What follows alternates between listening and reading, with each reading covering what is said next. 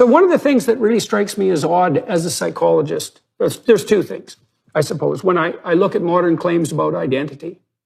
The first is that identity is subjectively defined.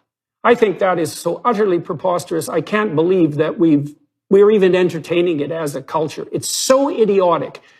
Every single time I have a conversation with my wife, or with anyone else for that matter, but let's say with my wife, I'm negotiating my identity, just as she's negotiating hers, because we have our viewpoints and our proclivities for action, and each of us have our tendency to insist that our way is the right way. But if you're going to be around other people, you have to constantly negotiate that so that you can stand each other. And so a real identity is actually the ability to negotiate the transformation of your own identity in a social space. It has nothing to do with you subjectively defining your identity.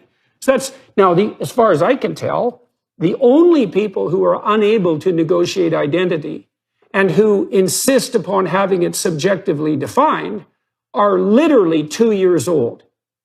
Because according to Piaget, and there's some good research support for the basic outlines of his theory, two-year-olds are too egocentric to negotiate a shared play space.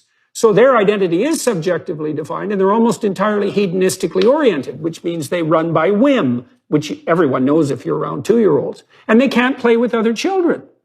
Okay, so the idea that identity is subjectively defined is utterly preposterous. And it's actually an anti-truth, because if you try to define your identity subjectively, you are a bloody tyrant, and you're going to be an unpopular one too, and you deserve it. But then, secondarily, we have this other weird insistence, and I don't know why we've become so demented that we also accept this, that your identity is subjectively defined, but nonetheless, the core element of your identity is some immutable group characteristic. And the one we stress most is sexual attraction. And I suppose the secondary one is something like race. It's so peculiar that your identity is subjectively defined, but it's also boxed into this very narrow set of parameters, which is, well, the most important thing about you is whom and to what degree are you sexually attracted? It just leaves me speechless. Well, it doesn't, but you get my point.